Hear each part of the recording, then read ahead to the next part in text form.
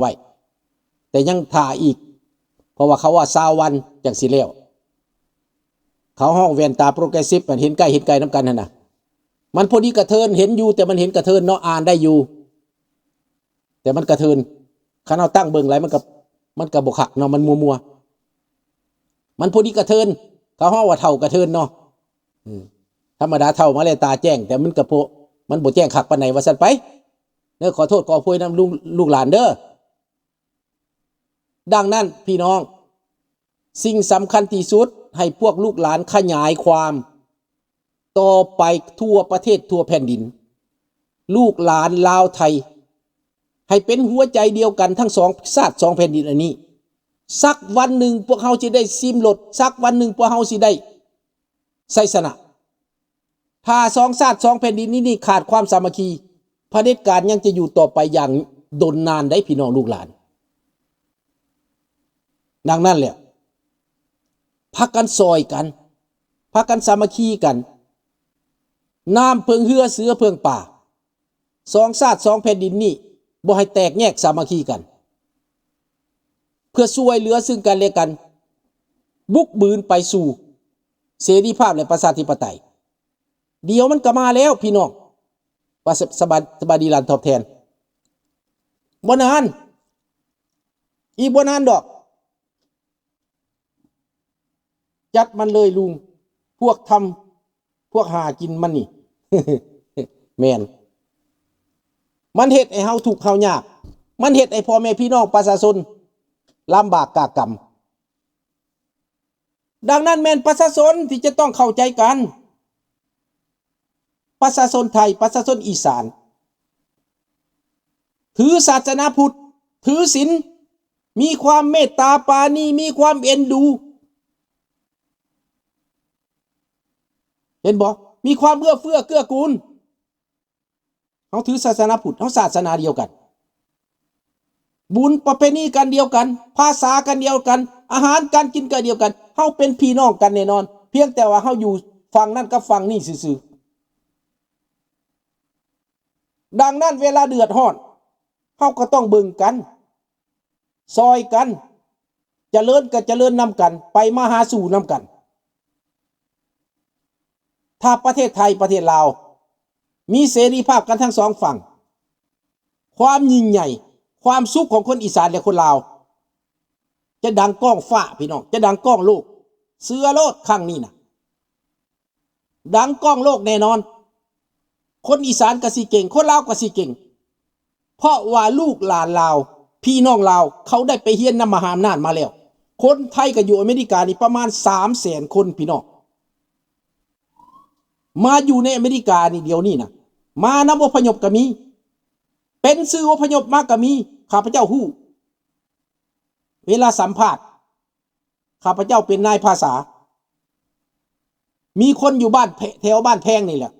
แถวนั่นแหละแถวบ้านเชียงยืนเราถูก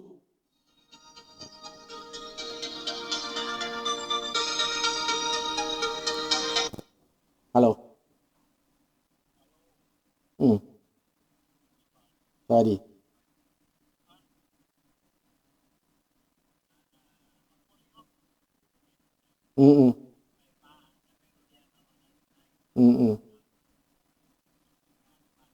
ถ้าผู้เกี่ยวที่เข้ามาก็บอกเขา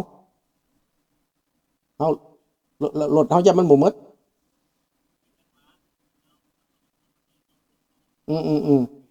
โอเคพอเขายังคารายการอยู่แล้วเขาสิโทรหาเด้อโอเค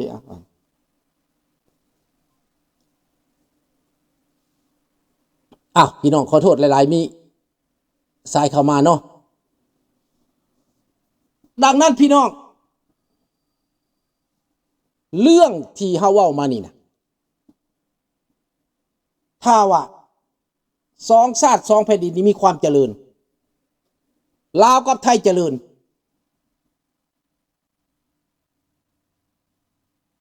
มันทำมาหากินสะดวกได้พี่น้องไปมาหาสู่สะดวกมันบ่มีสิ่งกีดกันมันบ่ได้อ้างว่าเจ้าเป็นลาวเจ้าเป็นไทยเขาบ่ได้สนเรื่องนี้นะคืออเมริกาแคนาดานี่เขาบ่ได้สนว่าเจ้าเป็นอเมริกาหรือเจ้าเป็นแคนาดา อเมริกาอยากมาอยู่แคนาดาเขาก็มาขออยู่แคนาดาอยากไปอยู่อยากอเมริกาเขาก็ไปขออยู่เขาไปทำงานบ่ได้อยู่เขาก็ไปทำงานบางคนไปทำงาน5-6 ปีมีวีซ่าการกับเฮ็ดอยู่อเมริกาเขาให้สิทธิพิเศษมันแลกเปลี่ยนกันได้เช่นตัวอย่างพวกลินเบสบอลพวกฮอกกี้บอกซื้อโตกันไปอยู่อเมริกาซื้อโตกันมาอยู่แคนาดามันบ่มีปัญหาเขาซื้อโตกันคนเก่งเขาต้องการคือตัวอย่างเป็นเอนจิเนียร์อเมริกาต้องการเขาก็ซื้อไปเฮ็ดเวียกให้เขา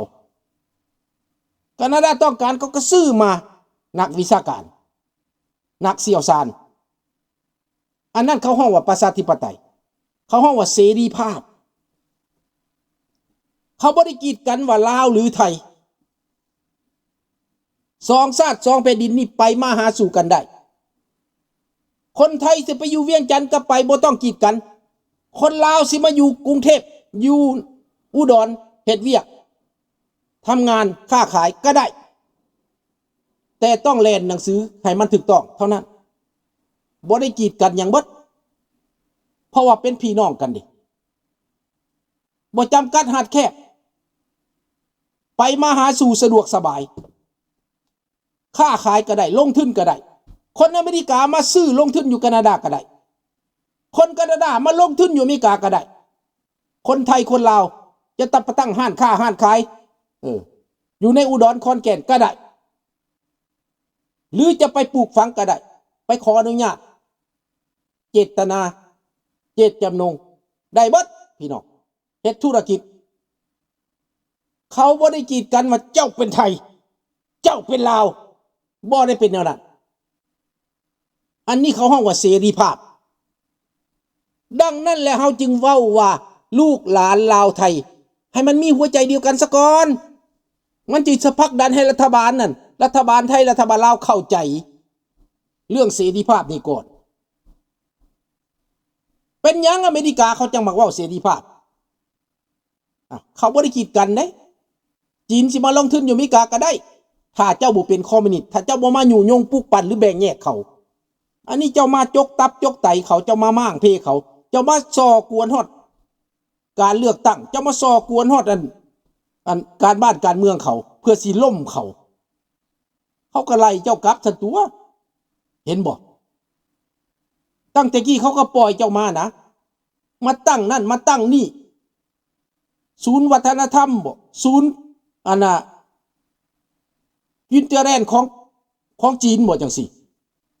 ค่อยตั้งเบิดมาเผยแพร่อยู่ในอเมริกาเต็มกันพี่น้องสุดท้ายแล้วสิมาล่มเขาพี่น้องวางแผนล่มเขาก็บ่เอาน้ำแล้วพี่น้องเขาก็ไล่กลับเขาก็ให้หยุบให้เศร้าซั่นตัว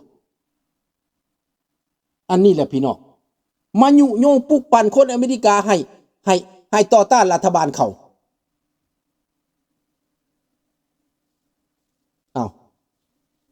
มันเป็นแบบนี้พี่น้องพวกคอมมิวนิสต์น่ะมันบ่ยอมเด้มันบ่อยากส่งเสริมประชาธิปไตยมันบ่ได้แม่นหยังอีกก่อนเด้อทางเมืองสองคอนกำลังพากันกินยาบ้ามันเป็นแบบกาเฟลุง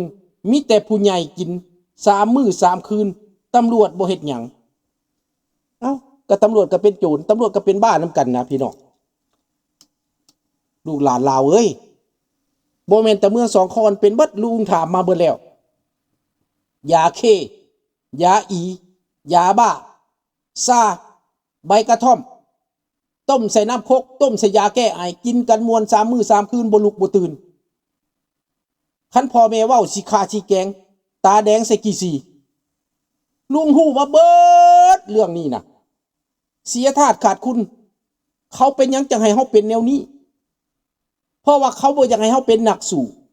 เขาอยากทำลายเขาอยากให้เฮาอ่อนแอนี่แหละลูกหลานแต่ว่ามันปลุกบ่ตื่นแล้วพอนั้นมันเสียธาตุขาดคุณแล้วแต่ต้องรักษาคนใหม่ผู้เกิดใหม่ใหญ่รุ่นรักษาเอา